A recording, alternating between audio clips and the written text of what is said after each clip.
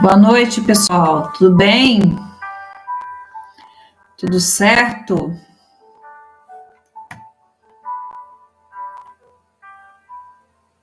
Baixar o som, né? Que sejam bem-vindos todos que vão nos acompanhar. Já compartilhei no Facebook para o pessoal conseguir ver, né? Já compartilhei no Instagram, inclusive nos stories, tá com link de acesso aqui para a página, para o nosso canal aqui no YouTube. Oi, Mi, boa noite. Então, eu já fiz aí de forma... Agora eu vou compartilhar aqui no meu... Peraí que estou confusa. Vou compartilhar aqui no meu Facebook.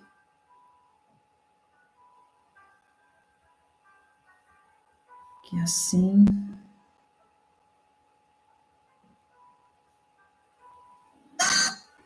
Opa! Deixa eu só achar aqui, gente, porque, né? Tô meio que novidade, assim, sabe? Já era para estar aparecendo no Facebook. Por que será que não tá, hein?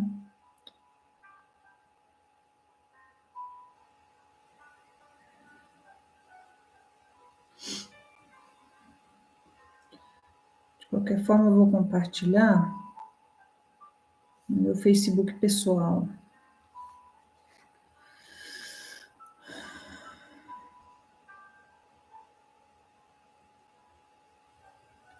Hoje é dia 12/8/2025.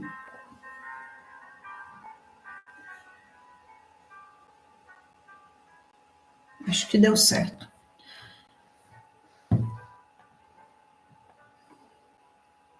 Deixa eu me ver.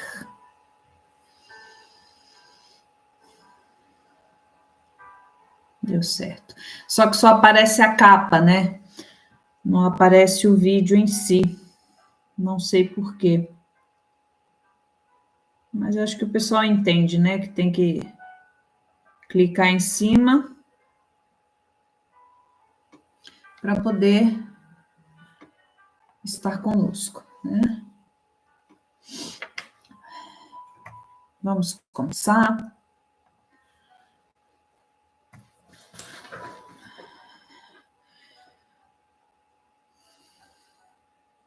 Agradecendo a Jesus por estarmos de volta às atividades, dentro do ritmo de organização diária da vida, que organiza igualmente o pensamento, os sentimentos. Pedindo a Jesus o amparo para a noite de hoje, para as reflexões do estudo de O Livro dos Espíritos, que se traduz na interpretação e na compreensão mais adequada dentro de nossas possibilidades do teu Evangelho, Jesus. Obrigada aos amigos espirituais que têm nos acompanhado, que têm estado conosco, aos quais rogamos, assim como a Jesus e a Deus nosso Pai, o amparo para a realização desta reunião, para as reflexões que são necessárias a cada um de nós. Obrigada, Jesus. Obrigada aos amigos queridos espirituais, que assim seja. Vamos lá.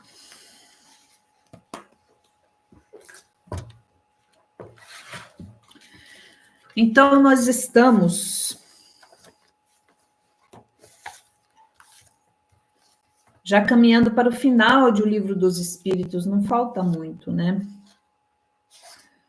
Falta aí mais 100 páginas, mais ou menos de 100 páginas.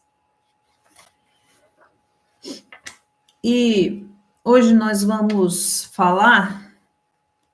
refletir no livro 3º, capítulo 11, que é a lei de justiça, amor e caridade. Nós estamos no item 3, caridade e amor ao próximo.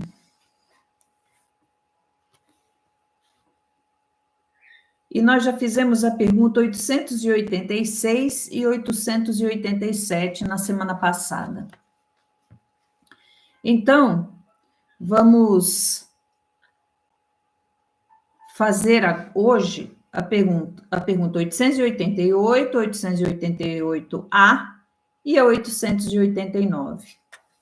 Como eu tenho dito a vocês, tenho procurado fazer transmissões menores, né? E a pergunta 888 questiona o seguinte: que pensar da esmola? Lembrem-se que nós estamos falando de caridade e amor ao próximo, e Kardec traz a questão da esmola. Então ele pergunta: que pensar da esmola? E a resposta do Espírito da Verdade, apesar de pequena, é muito profunda, porque vai além da questão da esmola material, se a gente tiver olhos de ver.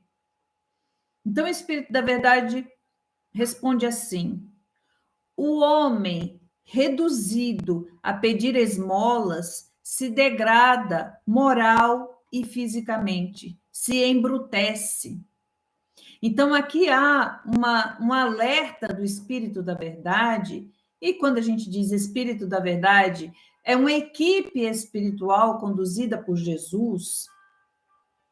Quando ele faz esse alerta, ele faz o alerta dizendo que a esmola, tão somente esmola, o dar coisas ou o só receber coisas, seja dinheiro, seja benefício, seja o que for, ou apenas dar ao ser, numa condição moral e espiritual como a nossa, que é de espíritos medianos, imperfeitos, vinculados a um planeta de expiação e provas, coloca em risco a nossa capacidade de realização do bem, de um passo além, do aprender, porque há dentro de nós, naturalmente, uma tendência à acomodação daquilo que é confortável, daquilo que o cérebro observa e compreende como compreensível, mas compreende como conhecido dele. Então, a gente se acomoda ali. Mesmo que o que está além seja melhor, nós temos a tendência de dizer, como eu não conheço, eu tenho cá minhas restrições, então eu fico aqui onde estou. Então, a esmola, ela tem sim esse efeito de acomodação para espíritos na condição moral e espiritual da nossa, né? E o Espírito da Verdade continua: numa sociedade baseada na lei de Deus e na justiça, deve-se prover a vida do fraco sem humilhação para ele. Para mim, tenho a compreensão de que, quando eu me acomodo na esmola, na verdade, isso é uma humilhação para o espírito. Mesmo que naquele momento ele compreenda como algo vantajoso e prazeroso, né? Mas é uma humilhação. E isso nos distancia daquilo que é de Deus e que é da justiça divina. Mas é interessante ele alertar que prover a vida do fraco faz parte da conduta divina, né? Que é diferente de alimentar a ociosidade, alimentar a comodidade. É diferente de prover a vida daquele que tem uma fragilidade, né? Então, o Espírito da Verdade, ele vai separando o joio do trigo, né? Nessa questão da esmola. Aí ele diz: deve-se assegurar a existência dos que não podem trabalhar, sem deixá-los à mercê do acaso e da boa vontade. Então, ele faz aqui uma distinção de quando realmente aquilo que ele que Kardec chama de esmola, mas que depois o Espírito da Verdade vai dizer que é necessário a gente distinguir, como é que ele coloca?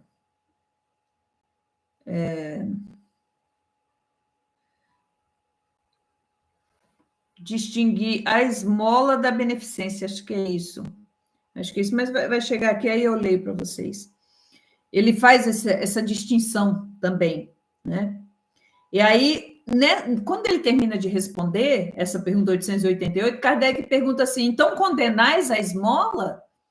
Né? E aí ele vai e explica: não, pois não é a esmola que é censurável, mas quase sempre a maneira por que ela é dada. E aqui ele aborda a questão da gente dar a esmola, ou, para mim, também amplia para a questão da caridade, fazer a caridade, olhando a quem está aceitando a esmola ou a caridade como alguém menor que a gente, né? Eu sempre faço esse alerta para vocês, né? Para nós, para mim primeiro, né? Aí ele diz assim: o homem de bem que compreende a caridade, segundo Jesus, vai ao encontro do desgraçado sem esperar que ele lhe estenda a mão. Então, aqui também existe um componente de justiça social, né? Que a gente possa, através do equilíbrio social, e não da esmola em si, mas do equilíbrio social, atender dentro da justiça social, atender às necessidades de todos. Porque cada um tem as suas, viu, gente? Todos nós temos, né? É que a necessidade material, ela é mais urgente, né? Não adianta você querer ensinar, por exemplo, um ofício a uma pessoa que está morrendo de fome. É necessário que atenda a necessidade premente da fome, para depois, em se recuperando, tendo forças, essa pessoa conseguir aprender alguma coisa. É óbvio, né? Isso é básico. Então, ele continua. A verdadeira caridade é sempre boa e benevolente. Tanto está no ato quanto na maneira de fazê-la. Um serviço prestado com delicadeza tem duplo valor. Se o for com altivez, a necessidade pode fazê-lo aceito, mas o coração mal será tocado. Aqui entra uma questão, né, de que a caridade não é simplesmente, a caridade de verdade, não é simplesmente dar coisas, mas é necessário que haja um propósito naquele doar, né? É dar de si. Há um componente maior, além do próprio material que está sendo doado, do próprio serviço que está sendo doado. Há um propósito de transformar, há um propósito de olhar o outro de igual para igual, reconhecendo que nós também temos necessidades e de que todos nós somos alvos da caridade de alguém. Ai, não, Sônia, eu não preciso. Então, você não entendeu ainda o que é a caridade. Porque você é necessitado de indulgência tanto quanto eu, né?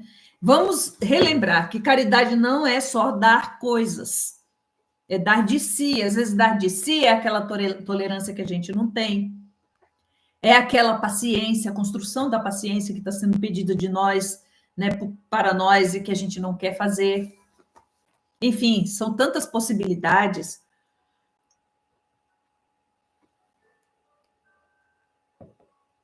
A caridade existe em facetas tantas quantas existem as necessidades dos seres humanos.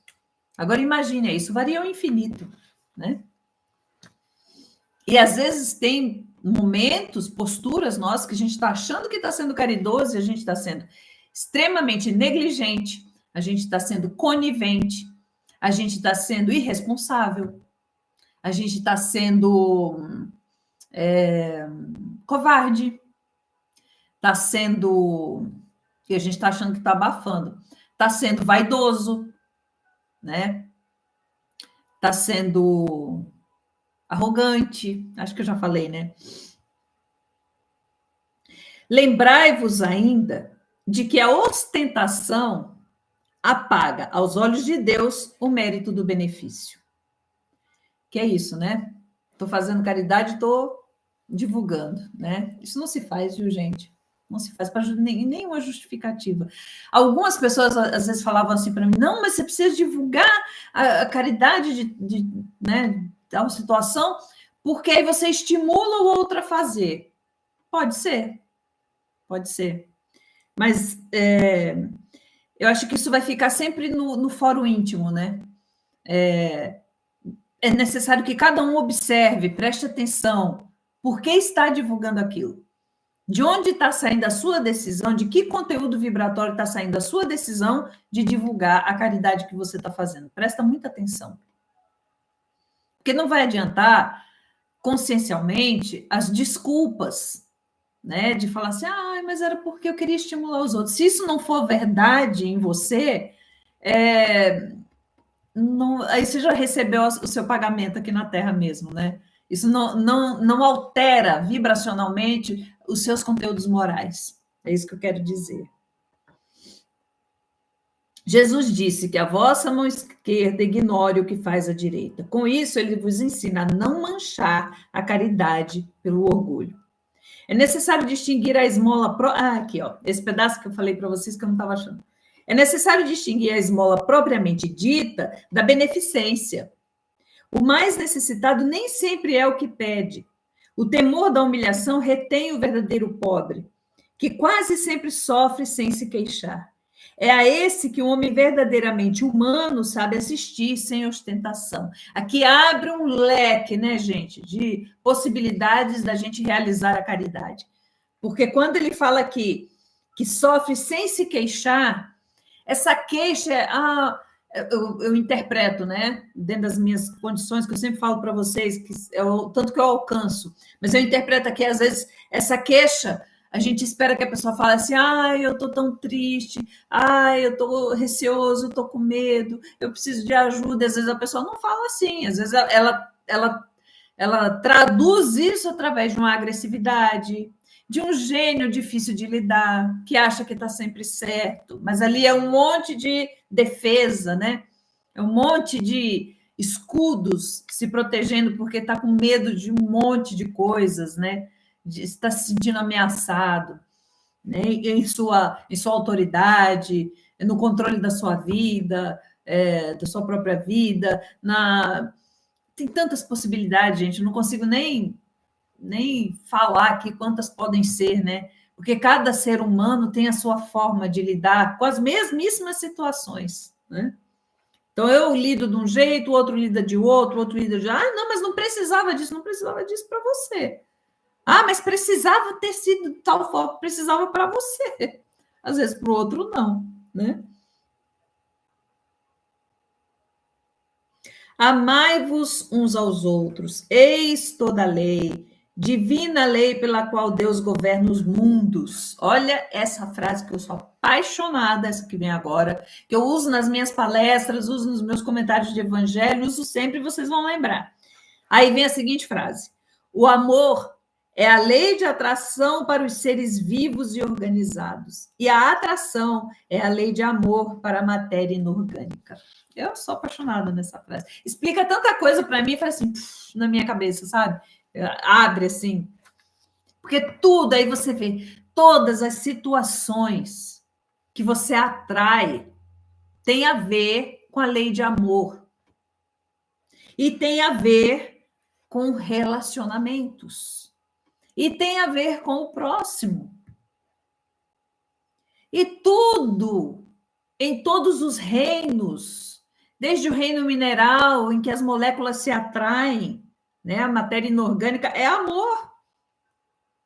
E eu lembro do querido Isaías dizendo: onde não está o amor? Onde ele não está, né?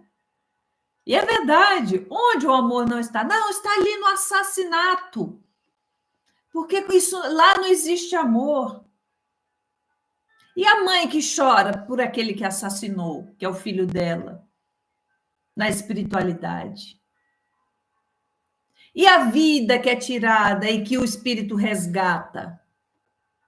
E a própria atitude do assassino, que registra consciencialmente um dano e que vai desejar, cedo ou tarde, reparar. Em tudo há o amor. A gente não consegue, às vezes, pela própria limitação de compreensão, entender os desígnios divinos, entender como algo ruim pode servir ao bem. A gente não consegue entender, porque nos machuca, nos fere, e ainda não temos condições de lidar com isso da forma que espíritos muito evoluídos conseguem lidar, e está dentro do esperado. Nós ainda nos impactamos, porque é de fato, né, um distanciamento quando você fere o outro, o assassino lá, é um distanciamento da lei de amor. E aí ele já serve ao bem, porque a gente vai olhar e vai dizer, aquilo não se faz. Ele vira referência do que não fazer. Então, ali está, é tão incompatível com a lei de amor que sobressai o amor. Eu não sei se está dando para entender o que eu estou falando. É como se fosse uma mancha vermelha numa tela branca. Se destaca, fala, nossa, olha o branco aqui, olha como é diferente essa pintinha vermelha, diferente do que é para ser, incomoda. Então, só nisso já está servindo ao bem. Tem uma pergunta aqui no Livro dos Espíritos, que Kardec questiona, né? Fala, nossa, mas parece que moralmente o mundo tá pior do que antes, né? E o Espírito da Verdade responde mais ou menos assim, que é necessário que a gente chegue ao excesso do mal para desejar o bem. Então, esse é o serviço do mal, muitas vezes, já que os espíritos encarnados na atualidade, muitos, não estão desejando o bem, eles vão chegar ao excesso do mal, que é deles mesmos, eles vão carregar esse mal. Porque, gente, o mal que me faz mal não é o mal que me fazem, como diria Joana de Ângeles, Adivaldo Franco. É o mal que eu faço. Então, todo o mal que eu faço, esse mal é o que me faz mal. E que me deixa triste, me deixa mal, me deixa desgastado, agoniado, insatisfeito, distanciado daquilo, da paz, da harmonia, do bem. Quem recebe o mal, se souber lidar, se torna mais forte. Quem pratica o mal, necessariamente vê em si mesmo uma incompatibilidade com a sua origem divina. E em nenhuma hipótese isso pode levar alguém à felicidade.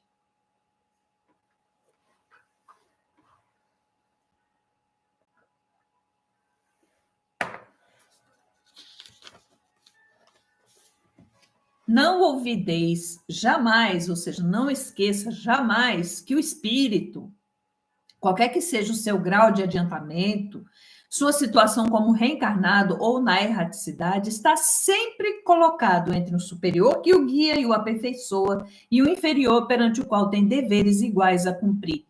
Maravilhoso.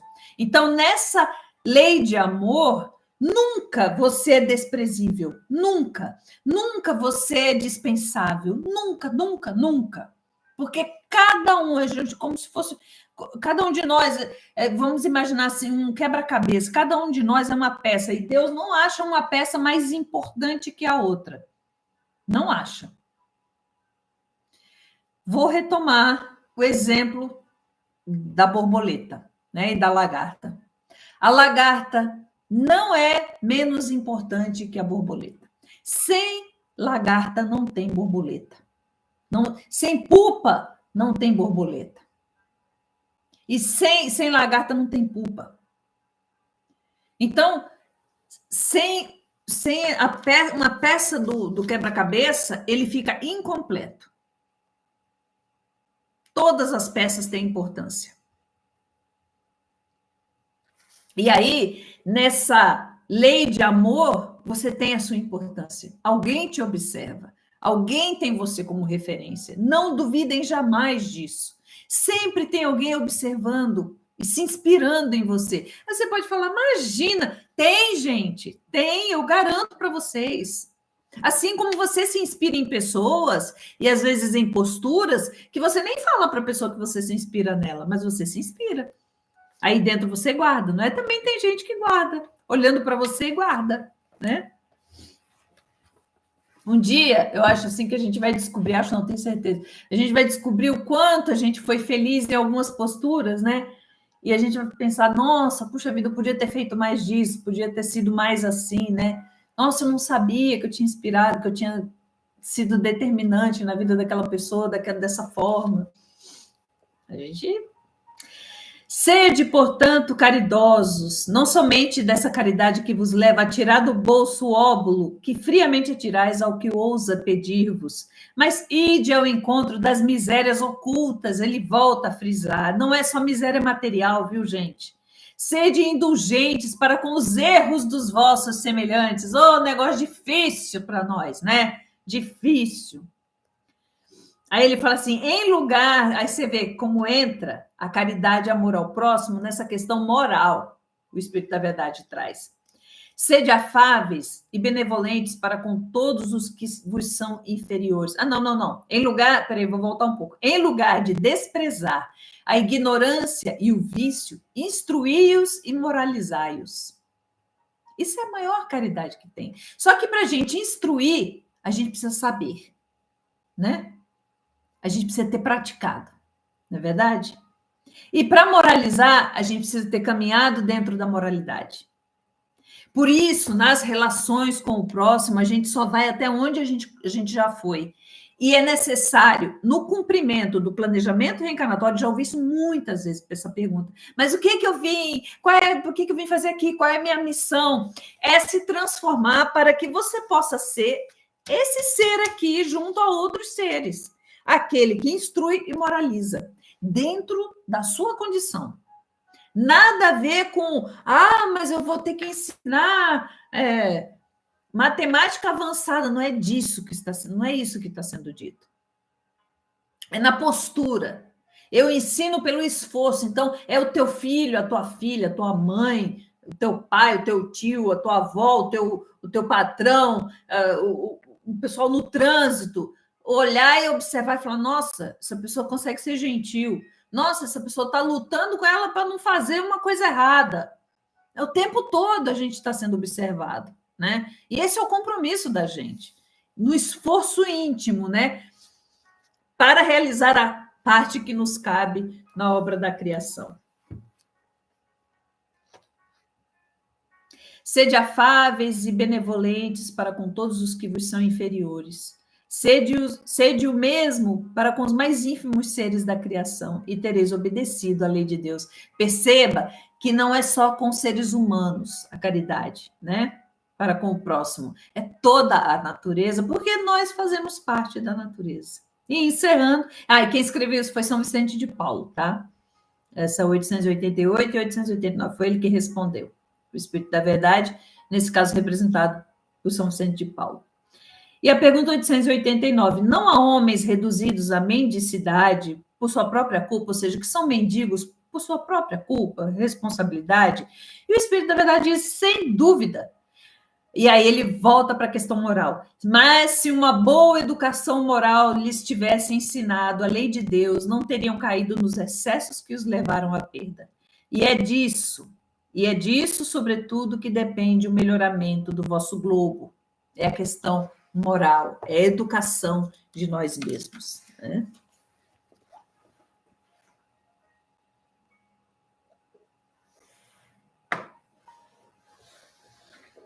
Vamos encerrar pedindo pelo passe, pela fluidificação da nossa água, que em conjunto com as vibrações e reflexões desta noite possam abrir em nós caminhos de reestruturação do pensamento, de renovação das decisões mais nobres, para que possamos ser seres caridosos, realmente, profundamente caridosos, que vão além, muito além do dar coisas. E começamos a reflexionar, a desejar transformar sentimentos, vigiar os pensamentos, para evitarmos as quedas morais e alimentarmos em nós as potencialidades que nos farão seres mais felizes. Obrigada, Jesus. Obrigada aos amigos espirituais que estão conosco. Que assim seja. Um beijo para vocês, fiquem com Deus e até a próxima.